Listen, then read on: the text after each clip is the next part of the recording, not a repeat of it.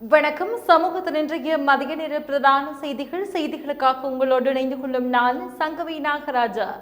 விரிவான செய்திகளுக்கு செல்ல முன்னதாக முதலில் தலைப்புச் செய்திகள். நாட்டில் களமிறங்கிய விசேட மோட்டார் சைக்கிள் படை, கதிகலங்கும் குற்றவாளிகள். தபால் ஊழியர்களின் பணி பகிஷ்கரிப்பு போராட்டம் ஆரம்பம், மக்கள் அவதி. பிரபாகரன் அமைதிக்காகவா போராடினார்? அனுரவின் கூற்றுடன் உடன்பட முடியாது, சரத் பொன்சேகா சீற்றம். அமைச்சரவை மற்றும் பிரதமர் பதவியில் மாற்றமா? தெளிவுபடுத்திய அமைச்சர். பொது பயன்பாடுகள் ஆணைக்குழுவிடமுள்ள அதிகாரத்தை நிதி அமைச்சின் வசமாக்க திட்டமிடும் அரசு, எதிர்க்கட்சி கடும் விசனம். வடகிழக்கில் சனிக்கிழமை வரை மழை, காற்றின் வேகம் அதிகரிக்கும். அறநெறி பாடசாலை ஆசிரியர்களின் கொடுப்பனவை உயர்த்துமாறு பிரதமரிடம் கோரிக்கை. கடும் காற்றால் வீட்டின் கூரை மேல் விழுந்த மின்கம்பம். டிரம்பின் வரி விதிப்புக்கு தடை விதித்து அமெரிக்க நீதிமன்றம் உத்தரவு. நாட்டில் துப்பாக்கிச் சூடு உள்ளிட்ட குற்றங்களை செய்து தப்பியோடிய சந்தேக நபர்களை கைது செய்வதற்கு ஆயுதங்கள் மற்றும் விரைவான அணுகலுடன் கூடிய சிறப்பு மோட்டார் சைக்கிள் குழு ஒன்று நிறுவப்பட்டுள்ளது. இந்த குழு தென் மாகாணத்திற்கு பொறுப்பான மூத்த பிரதி போலீஸ் மா அதிபர் கித்ஸ்ரீ ஜெயலத் தலைமையில் செயல்படுகிறது. இதில் தங்காலை, மாத்தறை போலீஸ் பிரிவுகளை சேர்ந்த 8 மோட்டார் சைக்கிள்கள் மற்றும் 15 நெடுஞ்சாலை மோட்டார் சைக்கிள்கள் அடங்கும். மேலும் சுமார் 46 அதிகாரிகள் இதில் இணைக்கப்பட்டுள்ளனர். சிறப்பு மோட்டார் சைக்கிள் குழுவின் முன்னேற்றங்கள் குறித்து ஆராய்ந்த பின்னர் நாட்டின் குற்ற செயல்கள் அதிகமாக இடம்பெறும் பகுதிகளில் இதனை முன்னெடுக்க நடவடிக்கை எடுக்கப்பட உள்ளதாக பாதுகாப்பு தரப்பில் தெரிவிக்கப்பட்டுள்ளது. இது தொடர்பான அதிகாரிகளுக்கான அதிகாரப்பூர்வ விளக்கமளிப்பு விழா மே மாதம் 26 அன்று மாத்தறை மாவட்ட செயலக கேட்போர் கூடத்தில் நடைபெற்றது. அஞ்சல் தொழிற்சங்கங்கள் பல்வேறு கோரிக்கைகளை முன்வைத்து இன்று வியாழக்கிழமை பணி பகிஷ்கரிப்பு நடவடிக்கையை முன்னெடுத்துள்ளனர்.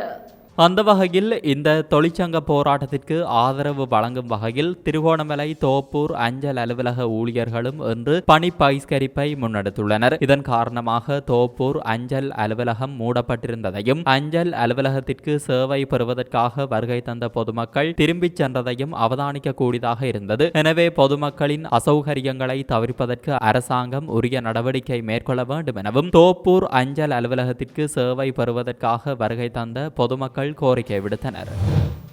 நாட்டில் அனைவரும் அமைதிக்காகவே யுத்தத்தில் ஈடுபட்டதாக தேசிய போர் வீரர் தினத்தன்று ஜனாதிபதி அனுரகுமார் தெரிவித்து கருத்துடன் என்னால் உடன்பட முடியாது. விடுதலை புலிகள் அமைப்பின் தலைவர் பிரபாகரன் அமைதிக்காகவா போராடினார் என முன்னாள் இராணுவ தளபதி ஃபீல்டு மார்ஷல் சரத் பொன்சேகா கேள்வி எழுப்பியுள்ளார். தனியார் தொலைக்காட்சி ஒன்றுக்கு வழங்கிய நேர்காணலிலேயே அவர் இவ்வாறு தெரிவித்துள்ளார். இராணுவ படையினரின் எண்ணிக்கையை குறைப்பதன் மூலம் கிடைக்கும் 80 பில்லியன் ரூபாவினை கொண்டு நாட்டை கட்டியெழுப்ப முடியாது என அவர் தெரிவித்துள்ளார். தேசிய பாதுகாப்பு விவகாரத்தில் சர்வதேச நாணய நிதியத்தினால் தலையீடு செய்ய முடியாது. தான் எதிர்பார்க்கும் தேசிய பாதுகாப்பு நாட்டில் கிடையாது எனவும் பொதுமக்கள் பாதுகாப்பிலும் இடைவெளி காணப்படுவதாகவும் தெரிவித்துள்ளார். புலம்பெயர் நாடுகளில் வாழ்ந்து வரும் ஒரு தொகுதி தமிழர்கள் இலங்கையில் இனவழிப்பு நடத்தப்பட்டதாக கூறி அந்தந்த நாடுகளில் தங்களின் இருப்பினையும் விசாக்களையும் நீடித்துக் கொள்ள முயற்சிப்பதாக தெரிவித்துள்ளார். தேசிய போர் வீரர் தினமன்று ஜனாதிபதி அனுரகுமார் திசாநாயக்க சமாதானத்திற்காக இடம்பெற்ற போர் என கூறியதை ஏற்க முடியாது. சமாதானத்திற்காக தலதா மாளிகை மற்றும் ஸ்ரீ மகாபோதி மீது தாக்குதல் நடத்தப்பட்டிருக்காது. நாட்டின் தேசிய பாதுகாப்பு விவகாரம் பொருத்தமான அறிவாற்றல் உடைய ஒருவரிடம் ஒப்படைக்கப்பட வேண்டும். இராணுவ முகாம்கள் அகற்றப்படுவதை ஏற்றுக்கொள்ள முடியாது என அவர் தெரிவித்துள்ளார். அமைச்சரவை மாற்றம் அல்லது பிரதமர் மாற்றம் குறித்து ஊடகங்களை அமைச்சர் KD லால்காந்த் நிராகரித்துள்ளார். அத்தகைய கூற்றுக்கள் ஆதாரமற்றவை என்றும் அதுபோன்ற தகவல்களை பரப்புபவர்களின் மூளைகள் பரிசோதிக்கப்பட வேண்டும் என்றும் அவர் கூறியுள்ளார். செய்தியாளர்களிடம் இதுகுறித்து நேற்று கருத்துரைத்த அவர் எதிர்க்கட்சிகள் தொடர்ந்து தவறான தகவல்களை பரப்பி வருவதாக குறிப்பிட்டுள்ளார். அத்துடன் அரசாங்கத்திற்கும் எந்த உள்ளக மோதல்களும் இல்லை என தெரிவித்துள்ளார். மின்கட்டணம் தொடர்பான இறுதி தீர்மானத்தை எடுப்பதற்கு பொது பயன்பாடுகள் ஆணைக்குழுவிடமுள்ள அதிகாரத்தை நிதியமைச்சின் வசமாக்குவதற்கு அரசாங்கம் நடவடிக்கை எடுத்துள்ளது என ஐக்கிய மக்கள் சக்தியின் பாராளுமன்ற உறுப்பினர் அஜித் பி பெரேரா தெரிவித்தார். கொழும்பில் நேற்று இடம்பெற்ற ஊடகவியலாளர் மாநாட்டில் இதனை தெரிவித்த அவர் மேலும் குறிப்பிடுகையில், ராஜபக்ஷ ஆட்சியில் ஊழலுக்கு பெயர் போன PR என்ற நபரை போன்று தற்போதைய ஆட்சியிலும் ஒரு PR இருக்கின்றார். சுமார் 300க்கும் அதிகமான கொள்கலன்களை அவர் எவ்வித பரிசோதனைகளுமின்றி விடுவிப்பதற்கு நடவடிக்கை எடுத்திருக்கின்றார். இது தொடர்பில் விடயத்திற்கு பொறுப்பான அமைச்சர் பிமல் ரத்நாயக்க தெளிவுபடுத்துவதோடு பொறுப்பு கூறவும் வேண்டும். ஒருபுறம் இவ்வாறு மோசடிகளில் ஈடுபட்டு கொண்டிருக்கும் அரசாங்கம், மறுபுறம் மின் கட்டணத்தை அதிகரித்து அந்த சுமையை மக்கள் மீது சுமத்துவதற்கு முயற்சித்துக் கொண்டிருக்கிறது. அதன் ஒரு அங்கமாக சுயாதீன ஆணைக்குழுவான பொது பயன்பாடுகள் ஆணைக்குழுவின் அதிகாரத்தை நீக்குவதற்கான ஏற்பாடுகளை புதிய மின்சார சபை சட்டத்தில் உள்ளடக்குவதற்கான நடவடிக்கைகளையும் முன்னெடுத்து வருகிறது. அதற்கமைய மின் கட்டணம் தொடர்பான இறுதி தீர்மானத்தை எடுப்பதற்கு பொது பயன்பாடுகள் ஆணைக்குழுவுக்கு காணப்படும் அதிகாரத்தை நிதி அமைச்சின் வசமாக்குவதற்கான உள்ளடக்கங்கள் குறித்த சட்ட மூலத்தில் உள்ளடக்கப்பட உள்ளன. அரசாங்கம் அவ்வாறானதொரு சட்ட மூலத்தை முன்வைக்கும் பட்சத்தில் அதற்கெதிராக உயர் நீதிமன்றத்திடம் சென்று நியாயம் கோருவதற்கும் பின்வாங்க போவதில்லை என்றார். வடக்கு வங்காள விரிகுடாவில் உருவாகியுள்ள காற்றழுத்த தாழ்வு நிலை காற்றழுத்த தாழ்வு மண்டலமாக மாற்றம் பெற்று இந்தியாவின் புவனேஸ்வர் நகரிலிருந்து கிழக்காக 178 கிலோமீட்டர் தொலைவாக வங்காள விரிகுடாவில் நிலை கொண்டுள்ளதாக யாழ் பல்கலைக்கழக புவியியல்துறை தலைவர் நாகமுத்து பிரதீபராஜா தெரிவித்துள்ளார். இது தொடர்பாக அவர் வெளியிட்டுள்ள அறிக்கையில் மேலும் தெரிவிக்கையில், இது வடக்கு திசை நோக்கி நகர்ந்து இன்று இரவு அல்லது நாளை காலை இந்தியாவின் மேற்கு வங்க மாநிலத்திற்கும் பங்களாதேஷிற்கும் இடையில் கரையை கடக்கும் என எதிர்பார்க்கப்படுகிறது. இந்த ஆழ்ந்த காற்றழுத்த தாழ்வு மண்டலம் காரணமாக இலங்கையின் எந்த ஒரு பகுதிக்கும் எத்தகைய பாதிப்பும் கிடையாது. ஆயினும் எதிர்வரும் 31ஆம் தேதி வரை வடக்கு மற்றும் கிழக்கு மாகாணங்களின் சில பகுதிகளுக்கு மிதமான மழை கிடைக்கும் வாய்ப்புள்ளது. அத்தோடு கரையோர பகுதிகளில் காற்றின் வேகம் மணிக்கு 35 கிலோமீட்டர் வேகத்தில் வீசக்கூடும். அதேவேளை எதிர்வரும் 31ஆம் தேதி வரை இலங்கையின் வடக்கு, கிழக்கு, வடமேற்கு, தென்கிழக்கு கடற்பகுதிகள் கொந்தளிப்பான நிலையில் காணப்படும் என்பதால் மீனவர்கள் கடலுக்கு செல்வதை தவிர்ப்பது சிறந்தது. மேலும் தற்போது இலங்கையின் காலி, மாத்தறை, களுத்துறை, கேகாலை, இரத்தினபுரி, நுவர்லியா, பதுளை, கொழும்பு மற்றும் கம்பஹா மாவட்டங்களின் பல பகுதிகளுக்கும் கிடைத்து வரும் தென்மேற்கு பருவமழை எதிர்வரும் ஜூன் மாதம் 4ஆம் தேதி வரை தொடரும் வாய்ப்புள்ளது என மேலும் குறிப்பிட்டுள்ளார். அறநெறி பாடசாலை ஆசிரியர்களின் கொடுப்பனவை உயர்த்துமாறு பிரதமரிடம் சர்வதேச இந்து மத பீடம் கோரிக்கை விடுத்துள்ளது.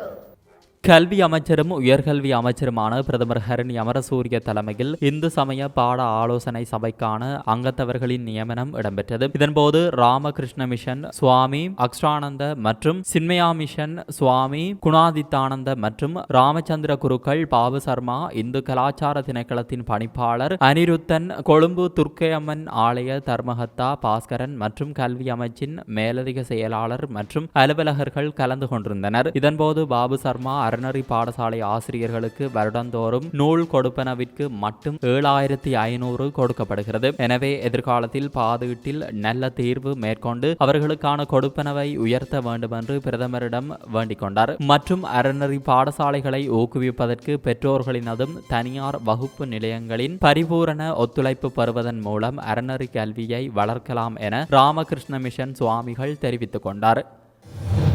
தேசிய மக்கள் சக்தி சார்பில் இம்முறை உள்ளூராட்சி மன்ற தேர்தலில் போட்டியிட்டு வெற்றியீட்டிய உறுப்பினர்களுக்கான சத்திய பிரமாண நிகழ்வு நேற்றைய தினம் தேசிய மக்கள் சக்தியின் மன்னார் மாவட்ட காரியாலயத்தில் இடம்பெற்றது.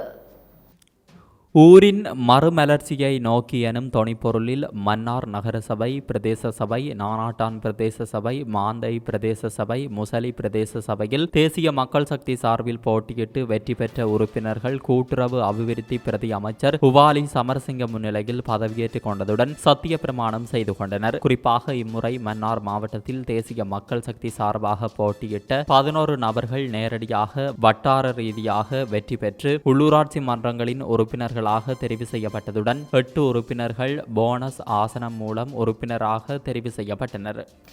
இலங்கையின் சிங்கள சினிமாவின் பிரபல நடிகையான மாலினி பொன்சேகாவுக்காக தேசிய துக்க தினம் அனுஷ்டிக்கப்படவில்லை. அவரது வாழ்க்கையின் கடைசி சில மாதங்களில் அரசாங்கத்திடமிருந்து அவமானங்களை மட்டுமே பெற்றதாக பாராளுமன்ற உறுப்பினர் ரோஹிணி கவிரத்ன கவலை வெளியிட்டுள்ளார்.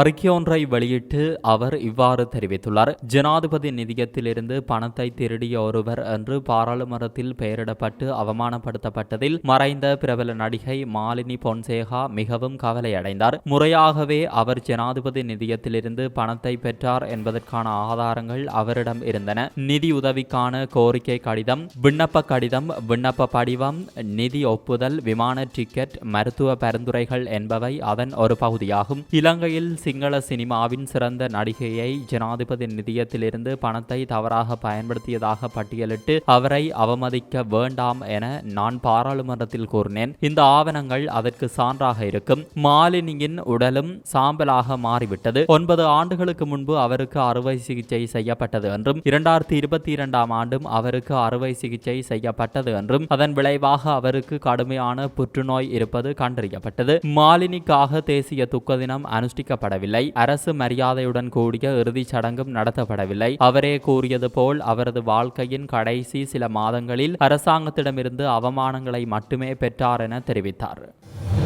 மெஸ்கலியா பிரதேச சபைக்குட்பட்ட பகுதியில் உள்ள மவுசாக்கிளை தோட்ட சேட்டின் பிரிவில் நேற்றிரவு வீசிய கடும் காற்று காரணமாக மின்கம்பம் ஒன்று சரிந்து வீட்டின் மேல் விழுந்துள்ளது.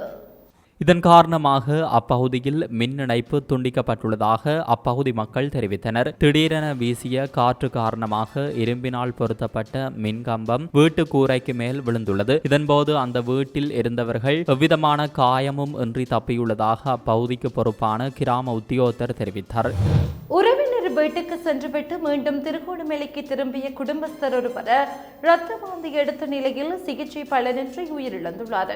இவ்வாறு உயிரிழந்தவர் அன்பு வழிபுறம் திருவோணமலையை சேர்ந்த விஜயகுமார் ஜெயராசன் என்ற 48 வயதுடைய 3 பிள்ளைகளின் தந்தையாவார். குறித்த நபர் திருகோணமலையிலிருந்து யாழ்ப்பாணத்தில் உள்ள உறவினர் வீட்டிற்கு சென்றுவிட்டு மீண்டும் நேற்று முன்தினம் நண்பகல் யாழ்ப்பாணத்திலிருந்து திருகோணமலை நோக்கி அரச பஸ்ஸில் சென்றுள்ளார். இதன்போது அவர் இரத்த வாந்தி எடுத்த நிலையில் சாவகச்சேரி வைத்தியசாலையில் அனுமதிக்கப்பட்டு பின்னர் யாழ்ப்பாணம் போதனா வைத்தியசாலைக்கு மாற்றப்பட்ட நிலையில் அங்கு இரவே உயிரிழந்துள்ளார். பஸ்ஸின் மிதிப்பலகையில் இருந்து தவறி விழுந்த நிலையில் வைத்தியசாலையில் சிகிச்சை பெற்று வந்த இளைஞர் ஒருவர் சிகிச்சை பலனின்றி உயிரிழந்துள்ளார். புளோப்பளை பழையை சேர்ந்த ஆண்டனி அருள்தாஸ் நிதுராஜ் என்ற 26 வயது இளைஞனை இவ்வாறு உயிரிழந்துள்ளார். மேற்படி இளைஞர் கடந்த 23ஆம் தேதி காலை மட்டக்களப்பு நோக்கி சென்று கொண்டிருந்த அரச பஸ்ஸின் மிதிப்பலகையில் நின்று பயணித்துள்ளார். இதன்போது பயணிகள் ஏறும்போது அவர் இறங்கி ஏறியுள்ளார். இந்த நிலையில் கரந்தாய் பகுதியில் இறங்கிவிட்டு ஏறும்போது பஸ் வண்டியில் தவறி விழுந்து படுகாயமடைந்தார். இதனை அடுத்து கிளிநொச்சி வைத்தியசாலையில் அனுமதிக்கப்பட்டு பின்னர் யாழ்ப்பாணம் போதனா வைத்தியசாலைக்கு மாற்றப்பட்டிருந்த நிலையில் நேற்று முன்தினம் சிகிச்சை பலனின்றி உயிரிழந்துள்ளார். மரணம் தொடர்பில் யாழ்ப்பாணம் போதனா வைத்தியசாலை திடீர் மரண விசாரணை அதிகாரி நமசிவாயம் பிரேம்குமார் விசாரணைகளை மேற்கொண்டார். சாட்சிகளை பளை போலீசார் நெறிப்படுத்தினர். டொனால்ட் ட்ரம்பின் வரி விதிப்புக்கு தடை விதித்து அமெரிக்க நீதிமன்றம் உத்தரவிட்டுள்ளது. ட்ரம்ப் அதிகாரத்தை மீறி செயற்படுவதாகவும் நீதிபதிகள் கூறியுள்ளனர். மேலும் அமெரிக்க ஜனாதிபதி ட்ரம்ப் நிர்வாகத்தில் புதிதாக உருவாக்கப்பட்ட டாச் என்ற துறையில் இருந்து விலகுவதாக தொழிலதிபர் எலான் மஸ்க் அதிரடியாக அறிவித்துள்ளார். ட்ரம்ப் அளித்த பதவியில் பணியாற்ற 130 நாட்கள் மஸ்க் ஒப்புக்கொண்டிருந்த நிலையில் திடீரென அந்த பொறுப்பில் இருந்து அவர் விலகியுள்ளார். டாச் துறையில் இருந்து விலகுவதாக எலான் மஸ்க் அறிவித்தது ட்ரம்பிற்கு பெரிய அதிர்ச்சியாக அமைந்திருந்த நிலையில் நீதிமன்ற தீர்ப்பும் ட்ரம்ப் நிர்வாகத்திற்கு பின்னடைவாக அமைந்திருக்கிறது. இதனால் ஒரே நாளில் அடுத்தடுத்த 2 பின்னடைவுகளை ட்ரம்ப் எதிர்கொண்டுள்ளார். இத்துடன் சமூகத்தின் இன்றைய மதிய நேர பிரதான செய்திகள் நிறைவு பெறுகிறது. தொடர்ந்தும் சமூகத்தோடு இணைந்திருங்கள். நன்றி. இது போன்ற செய்திகளை தெரிந்து கொள்ள சமூகம் நியூஸ் சேனலை சப்ஸ்கிரைப் செய்து அருகில் உள்ள பெல் பட்டனை கிளிக் செய்யுங்கள். மேலும் இது போன்ற செய்திகளை உடனுக்குடன் தெரிந்து கொள்ள சமூகமீடியா.com என்ற இணையதளத்தின் வாயிலாகவும் எங்களுடன் இணைந்திருங்கள்.